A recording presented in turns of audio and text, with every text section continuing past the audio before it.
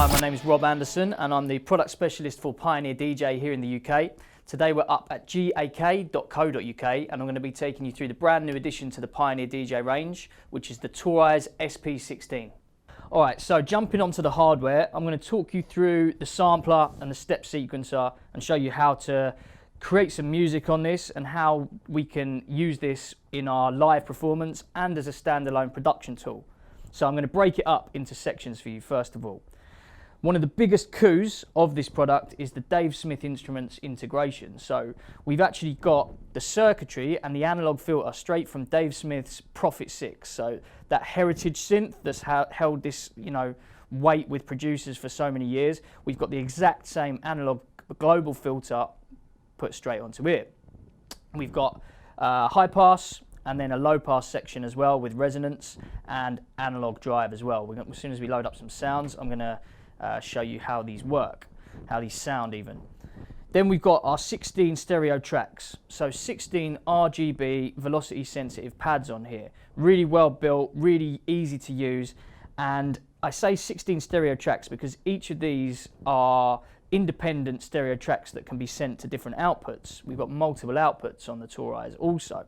Now these can be single sounds. If you're laying down drums, they can be effects, they can be bass sounds, which we can throw into scale mode, which I'm going to show you in a minute.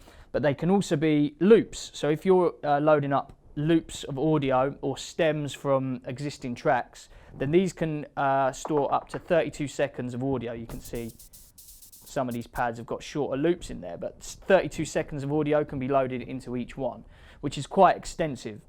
Containing DNA from our controller range, we've got methods of using the pads also. So same as the DDJ range, we've got 4 different modes. We've got track mode, which will allow you to which will allow the pads to correspond with the touch sensitive screen over here, which we're going to jump into in a minute. We then got mute mode for live performance, muting out certain sounds. We've got slice mode for loops, so you can trigger certain segments of loops, and scale mode, which is great for when you're writing your bass lines or for writing riffs with any kind of tonal sound. So first of all, I'm going to create a new project.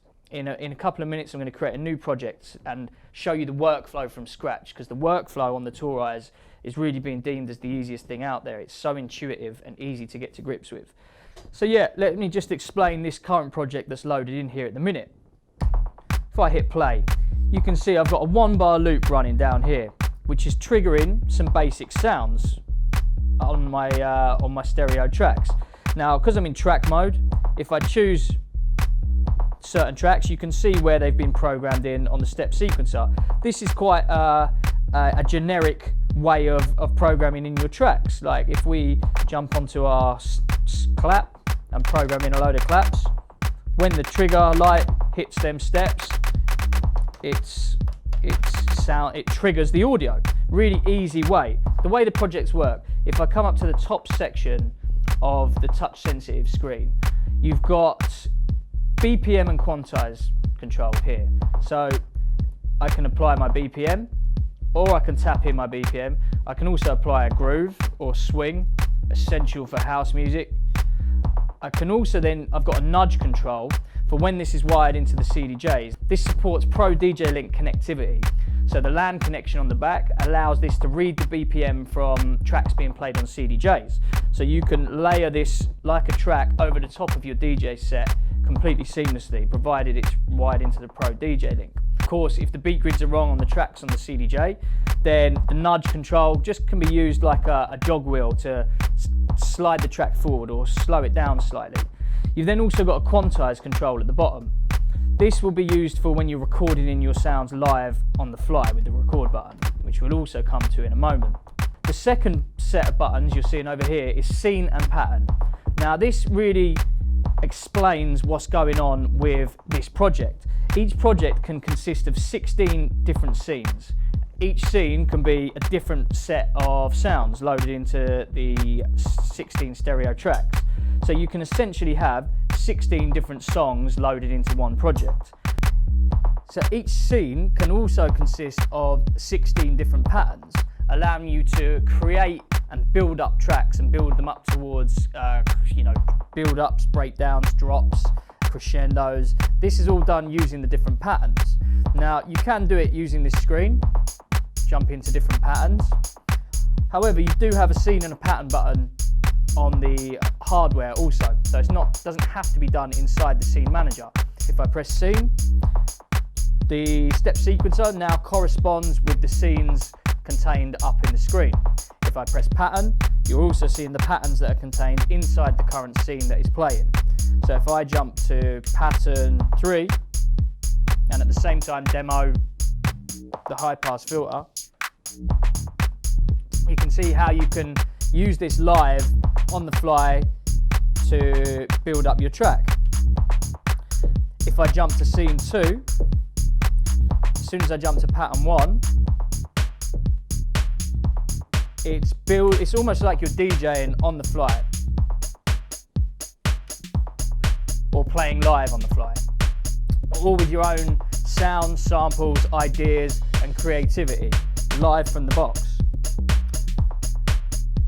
What I'm going to do is jump into the home button and create a new project from scratch, just to show you every single feature that's available in a concise nutshell and show you how easy it is to work around this unit.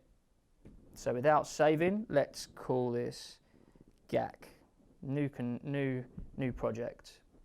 And you can see I've now got, if I press scene, completely blank slate, all empty scenes, all empty patterns. So we're starting from scratch. Now when I'm in track mode, whatever track I select on the pads will be selected on the touchscreen. So you can also do it using the jog wheel on the far right. So let's jump into track 1.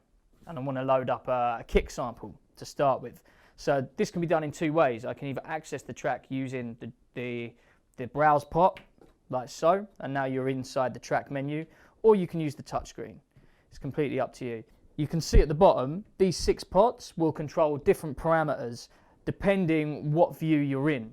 So in the home screen, you can see we've got volume, pan, pitch, time stretch mode, loop mode, and then trigger mode as well, which can be gate or one shot. So let's jump in. So inside the track menu, the first thing to do is load up some sound. So let's go into the browse menu, and this will open up your samples view. So we've got the option to load up the samples from the 8 gig of internal flash memory inside the TORAIZ, or from samples on our USB stick. And you can see we got the option to do both.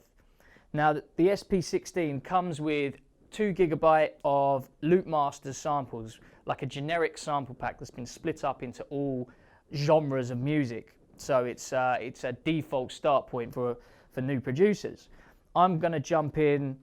I've actually loaded in a load of sample packs on here, but I'm going to jump into the Loopmaster sample pack and show you some of the default sounds that we've got. Let's jump into drum hits and jump into kicks. Now I've got my preview selected on, so I can hear which sample I'm using. And loading in samples is really fast. Let's say I like this kick. I press the browse pot, that sample is now loaded into track 1. Provided I'm in track mode, I can now jump to track 2 and instantly jump to my next folder. Let's jump to claps. Load onto track 2. Jump to track 3. If I hold shift, it will jump to the top of the folder, and I can jump to another folder. Let's load up hats.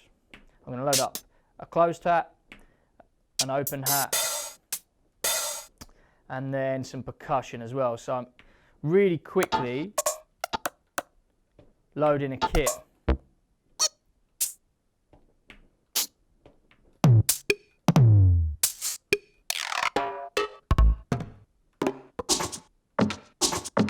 I'm now going to press the home button, and you can see I've instantly got 8 drum sounds loaded out across. So jumping up to these controls at the top here, you've got settings, you've got arrangement view, you've got a mixer, then you've also got track settings. This is where you can turn velocity off for each pad. You can set up choke groups, and you can also change the color. So what I tend to do is make sure all the percussion is the same color, just so you know exactly what kind of sounds you're working with when you're triggering them on the pads. Now I'm going to hit play. Come out of pattern mode. You can see we've got the trigger light running across, Now let's just literally work out what we want to trigger. So kick, clap, hat.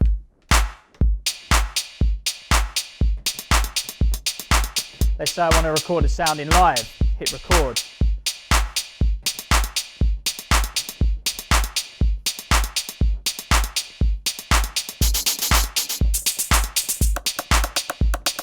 Now that's instantly laid down a drum beat. This is where you can really take advantage of patterns. I'm going to copy my first pattern onto my second pattern. So you kind of create variations now. On this second pattern, I'm going to record in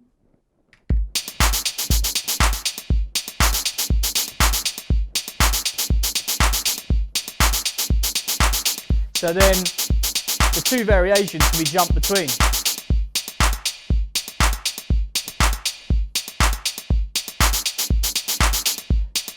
Let's copy that pattern onto pattern 3 and make another variation. And I'm actually going to use this section now. This is our like a performance mode. We've got a touch sensitive needle strip here.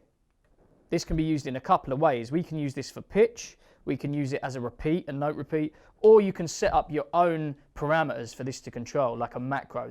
This can be user mode 1 and 2, can be assigned to 7 different parameters inside the TORAIZ, whether that be a send return effect, an amp envelope, which we're going to look at in a moment, or a pitch. There, it's quite extensive. For now, I'm going to use it on pitch.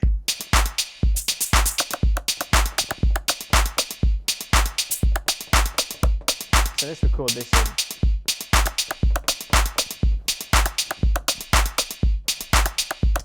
Copy that pattern onto track 4, and I'm also now going to use the repeat mode. With repeat on and hold on, any pad you select will be triggered by a parameter that you set on the touch sensitive strip. So let's get a shaker in there. You can also record the velocities. Now that's currently using the very basics of the step sequencer. I'm going to switch some modes here as well. So if we jump into mute mode, I can instantly mute out sounds, jam live, or I can have everything running and just jump between patterns. This is where you're going to probably want to use the mixer to actually tweak some of these sounds. So let's bring the volume of these sounds down a bit because they're all very loud and want to save a bit of headroom for the analog drive. So if I just bring these down slightly, I can then turn my analog drive up to compensate.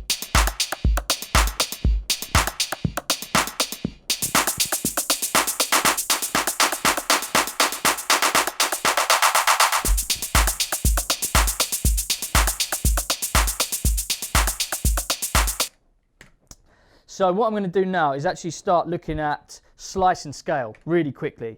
Scale mode is great for any kind of sound really. Let's say we jump onto our snare. If we jump to scale, you can create riffs out of any sound. So as you can imagine, this would be great if I load in a bass sample into an empty track. So I'm going to come out of percussion, come out of drum hits and go to bass hits. Let's get a really long sounding bass note because then I can actually go into the track menu and show, before we start laying it down in scale mode, I can actually manipulate the sound a bit using all of these controls. Of course, this is a production tool, so it's quite extensive, you know, the control we've got over this. If I jump to, instead of browsing or sampling edit, I'm going to jump to playback and amp envelope, and you can see the parameters are changing on the bottom now. So I'm going to shorten this sample. Let's bring the end of that sample right in. So it's a lot shorter now. Let's pitch it down a bit. So you'll notice I keep jumping onto the scene manager on the touchscreen. This is literally because I'm copying and pasting patterns across to build up the track. In a live situation, this will all be done, you know, jumping from pattern to pattern and switching up and down the track will be done using the hardware controls. Down here, you've got the scene and the pattern buttons. Now we've got the master tempo or the time stretching mode turned off, I can start to write in this bass line.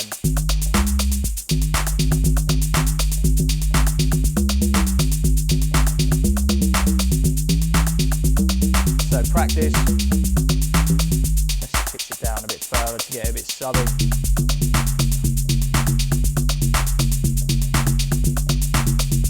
So what I'm going to actually do is jump in and set a, because I'm working on a 1 bar loop at the moment, so I'm going to set my count in to be 1 bar, which is easily done, turned on and off. But now when I hit record and hit play, I'll get a count in, just making it easier so I can get the first pad hit on time.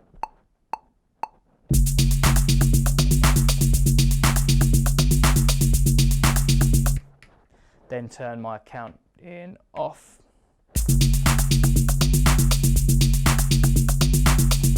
So that works for me. Jump into the mixer and just turn that bass down a bit. Maybe speed the track up, it's a bit slow at the moment.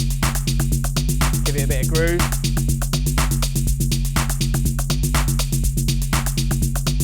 And maybe start to manipulate the sound a bit as well. Maybe change the attack slightly.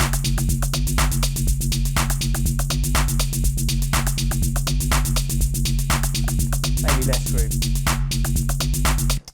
So building the track up is very intuitive, really straightforward. Now it's all pretty basic stuff what we're doing at the moment, laying down this track really quickly, but you can also kind of jump into some of the more advanced features. We've also got a sequence window in here. If you go into there, there's various different options for in here for different trigger modes. So we've got half triggers, parameter triggers. We've also got the option to re-trigger certain steps. You can see at the moment these pads are flashing.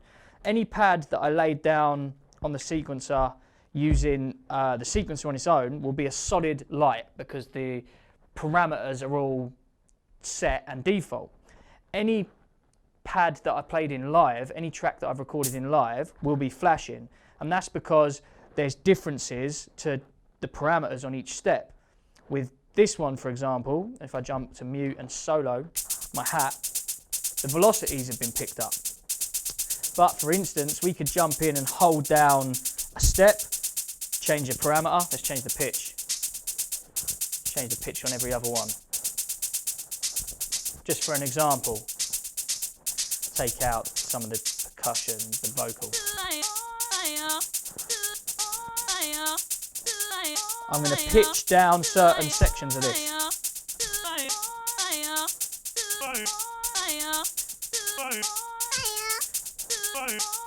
And also take off master tempo.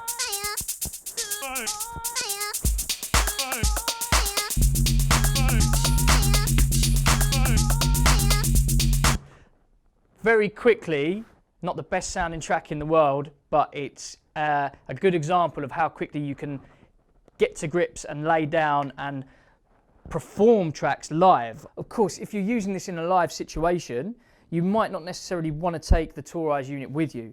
That's where the USB port also comes in handy. As well as being able to load samples onto the unit from the USB, you can save your projects as a package onto your USB and load them up into any other TORAIZ.